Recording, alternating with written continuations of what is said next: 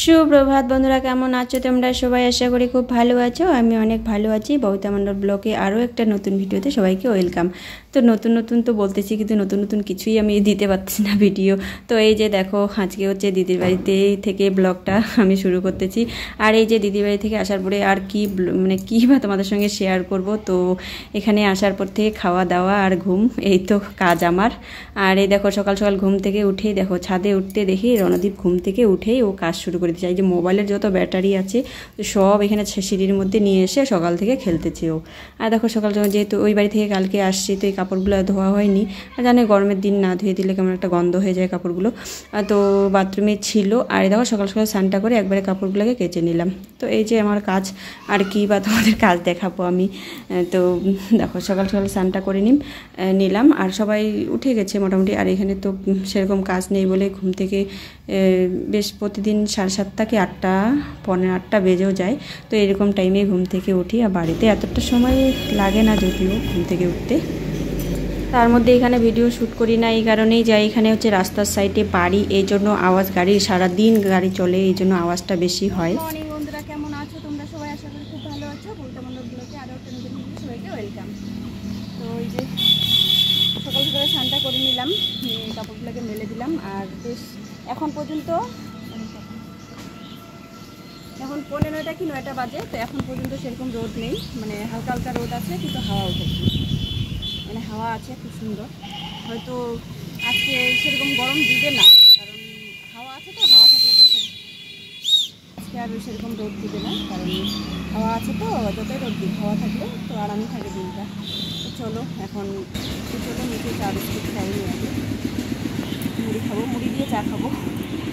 কালকে যে আমগুলো নিয়ে আসছিলাম ওই বাড়ি থেকে, তো এই দেখো এই আমগুলো হয়।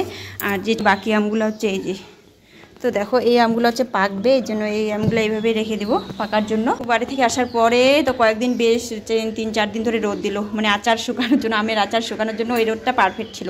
তো এখন বললামই না, আজকে ওয়েদারটা বেশ মানে ঠান্ডা ঠান্ডা আছে, তো অতটাও রোদ। তো বন্ধুরা, আমাদের খাওয়া দাওয়া হয়ে গেছে।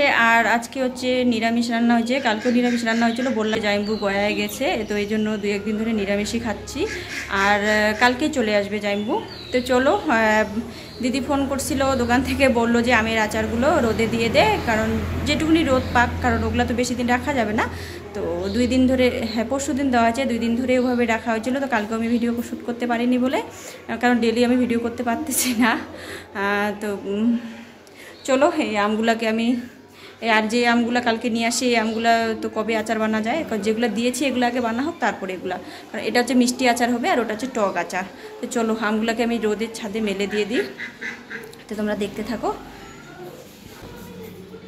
তো দেখো বন্ধুরা, এই ঝুড়িটার মধ্যে আমি আমগুলো ঢেলে দিব, যাতে সম্পূর্ণ জলটা পড়ে যায়, তারপরে রোদে দেবো।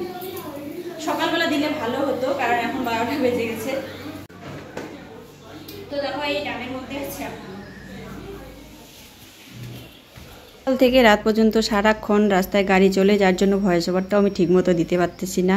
তো কতবার যে ভয়েস ওভার দিয়ে আবার কেটে আমাকে ঠিক করতে হয়। তো এখানে দেখো ছাদে চলে এসেছি আমি, তো ভাবছি এখানে ছায়ার মধ্যে এখানে আমগুলাকে ঢেলে নিই, নিচ থেকে নিয়ে আসতে পারতাম। তো দেখো এই ডামের মধ্যে, তো দেখো এই আমগুলো এইভাবে রাখা হয়েছিল লবণ হলুদ দিয়ে, কতটা জল বার হয়েছে তোমাদেরকে দেখাচ্ছি ঢেলে।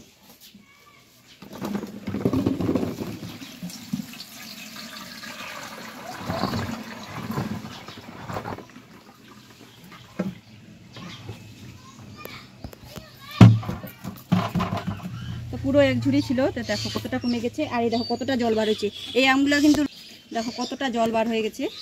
আর এই আমগুলো কিন্তু রোদে দিয়ে, মানে তোমরা দেখেছো কালকে মানে পরশু দিন শুকিয়ে দিয়ে, মানে এই আমগুলো একটু জর্জরা হয়ে গেছিলো, শুকানোর পর তারপরে লবণ হলুদ দিয়ে মাখানো হচ্ছে, কারণ এই যে লবণটা দেওয়ার জন্য দেখো কতটা জল বার হয়ে গেছে।